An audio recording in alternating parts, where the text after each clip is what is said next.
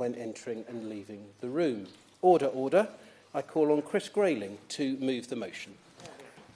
Well, thank you very much, Mr. Hollowbone. It's a pleasure to serve under your chairmanship today. I beg to move that this House has considered the issue of deforestation in the Amazon. Now, one or two people here will know that this is not the first debate we've had on this subject in recent months, and I'm actually very grateful to have the opportunity to bring the issue back before the House. It was 6 months ago the last time we debated the future of the Amazon here in Westminster Hall. So why bring this back again? Why bring the same issue back so quickly? Well, the simple answer is that nothing is showing any signs of changing. And if anything, despite the warm words at COP26, the situation is showing signs of worsening. Now, we all know that the Amazon is one of the world's most important, if not the most important, ecosystem. It's been a vital carbon sink. It's home to large numbers of indigenous people. And yet, step by step, it is being destroyed. Now, this is not the only place in the world where there is a major issue around deforestation. It's not the only country that faces similar challenges and is taking controversial decisions or facing illegal activity. But the reality is the Amazon is the flagship, in my view, of forests around the world. It must be protected for the future. And for many years, it did look as if progress was being made. When I went to Brazil as a minister, met ministers there 7 years ago, the level of deforestation was at its lowest for decades. It really did seem as if things were moving in the right direction. But all of that has, I'm afraid, Mr. Hollowbone, now changed. Last year, deforestation was at its highest level for 20 years. Despite the Brazilian government's commitments at COP26, despite the warm words, there is no sign of that ending. Land is being cleared every day for beef production, for illegal logging, mining and urban development. Large areas continue to be burned each year to make way for land speculation. Vast numbers of the rarest species on Earth are being endangered as a result. So why is this the time for this issue to be debated again in this House, and for legislators here to send the strongest possible message to the Brazilians that this must stop? Well, the answer lies in two separate measures that are now before the Brazilian Senate and which are due to be debated again there either later next month or in March. Both would have a further disastrous effect on the Amazon, and it's crucial that the Brazilian Senate steps in to take action to avoid the worst impacts of this legislation. The first measure would further legalise what have been illegal land grabs in the publicly owned part of the Amazon rainforest. Now, the Brazilian government controls as much public land as an area of the rainforest which is more than twice the size of France. And under Brazilian law, where logging is permitted on this land, it has to be carried out in a sustainable way. But the reality is, over the years, there have been numerous illegal seizures and invasions of parts of that land, with huge areas being cleared for agriculture. Now, Brazilian law has previously permitted the regularisation of such invasions that took place before 2011. Any subsequent invasion has been a criminal act, and the obligation is to restore the land to forest management.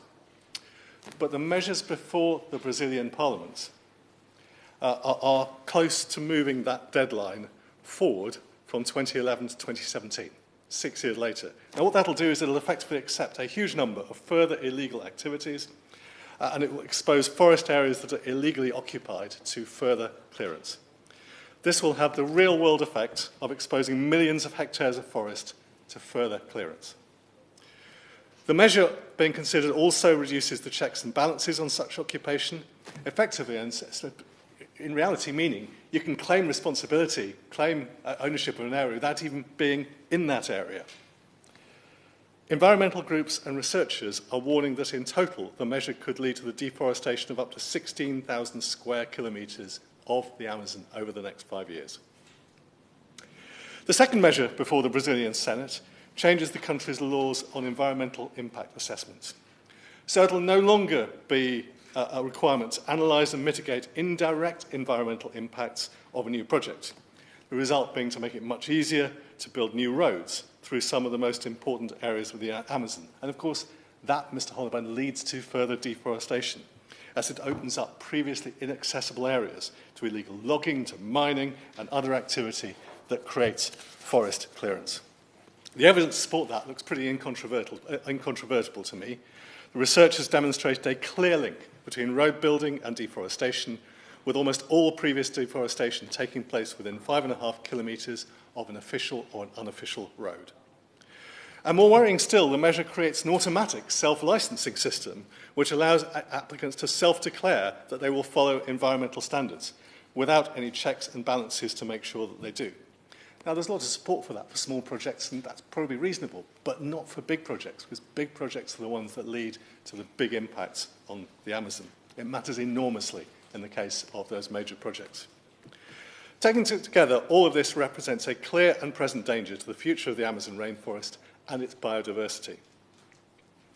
Now, COP26 may not have delivered all the government's ambitions for tackling climate change, but it was notable for the general agreement to protect biodiversity and ecosystems. 141 countries, including Brazil, signed a declaration to work collectively to halt and reverse forest loss and land degradation by 2030. It pledged over £20 billion of public and private funding to achieve this. But the real question, Mr. Hollowbone, is whether those 141 countries, which control almost all of the world's forests, will actually deliver on that commitment. And right now, I think the biggest question of all is whether the Brazilians, who control most of the world's most important forest, the Amazon, will now change course and act to prevent that forest disappearing. Because it's all very well having a commitment, as they've made, to end illegal deforestation by 2028, if they get there, but it's pretty pointless. It's preceded by 5 years of slash and burn, a wave of further deforestation that destroys tens of thousands of square miles more of what is, as I say, the world's most important ecosystem. And the evidence is actually that clearing land for agriculture often only brings temporary benefits to agriculture anyway. Land in what was Brazil's other major forest, the Atlantic forest, is now often degraded and of poor agricultural quality anyway. So cutting down the trees doesn't actually create always fertile land for the future. So here, Mr. Hollowbone, is the nub. The message we need to send. I will do. Thank you very much for giving way and for having this debate here today. My argument with the Brazilians is twofold, not only the deforestation, but the point you were just making, that they don't actually make good use of the land when they farm it, because basically they farm all the fertility out of the land, and then they leave that land and move on to other land. And I think this is, it's bad from all aspects, not only from the environment, but from agriculture as well.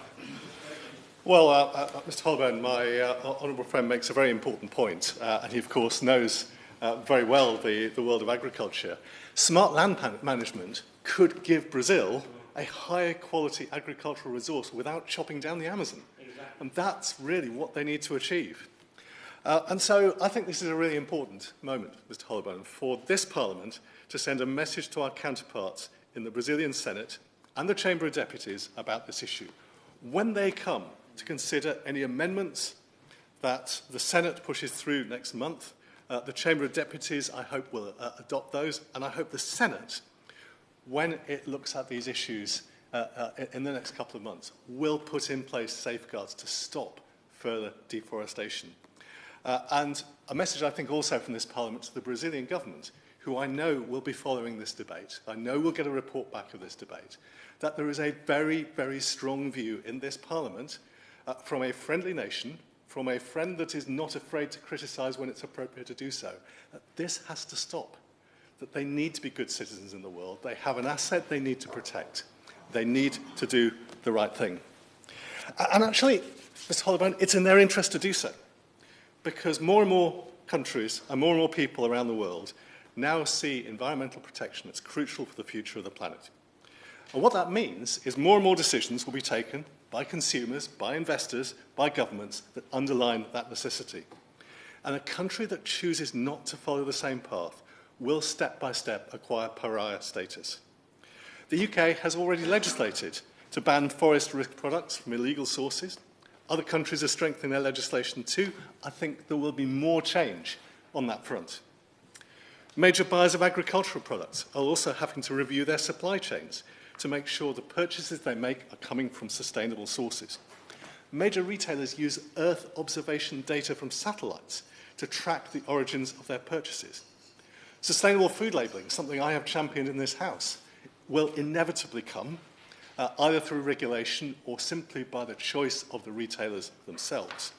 And customers will choose not to buy products that come from unsustainable sources. Then there's the investment issue. International investment institutions are under increased pressure from their investors to provide green investment routes and to walk away from those which are not sustainable. A number of the pressure groups have highlighted major financial institutions that continue to fund projects in places like the Amazon that damage the environment. But their investors aren't going to put up with this for much longer. They're already under intense pressure to stop doing this, and that pressure is going to grow and grow and grow, and they will have to walk away from those projects. So the reality is, countries that simply ignore international pressure to protect their own ecosystems will lose investment in the future. And then there's trade agreements. Trade agreements will increasingly require commitments on environmental improvements. And I expect, and I have to say, Mr. Hollowburn, I strongly support and urge the government to consider the introduction of punitive tariffs on forest-rich products from countries that ignore international pressures and continue to destroy vital ecosystems. And I say to ministers, there can be no question of this Parliament backing a trade agreement with Brazil while extensive forest clearances in the Amazon continue. And I urge them and the international community to set out detailed plans as to how they will impose punitive tariffs on those forest-rich products if countries where the risk of forest clearance is great do not take action to stop it from happening. The commitments made in Glasgow must be met. Now, there would be those, of course, who argue that taking this kind of action in the Western world would be pointless if the huge and growing Chinese market for agricultural produce remains in place and if the Chinese do not participate with similar measures. But that's not a reason for us to stand aside. It's not a reason for us not to send those messages and to take the action that we need to protect the world's vital ecosystems. We all know and understand and deal with the economic issues and challenges that our nations face. But all countries in all parts of the world have got to face up to the reality that over the next years, we all have a duty to protect our ecosystems and our natural world. So my message to our Brazilian counterparts in the Senate, in the Chamber of Deputies, and in the Brazilian government is this. We know it's tough. We know there are economic challenges. We know that the easiest option is often the most straightforward one to take politically. But in the end, if we destroy ecosystems around the planet, humanity will all pay a terrible price, whether we're Brazilian, whether we're British, whether we're American, Chinese, or whatever. The Amazon is probably the jewel in the crown of all of our most important ecosystems. The Brazilians, our friends in Brazil, you have a historic duty to protect it. Too much of it has already been lost. But your country will in the end suffer if it is not protected, because there is a tide of opinion around the world which will punish any country that no longer protects its natural resources. Brazil is a great country. It is a long-standing friend of the United Kingdom, and good friends are not afraid to tell the truth. And I would urge the Minister in her interactions and her colleagues and the Foreign Secretary to do just that. The deforestation of the Amazon is wrong, and it must stop. And there will be, Mr. Hollowburn, a dreadful price to pay for Brazilians and for all of us if it does not stop. The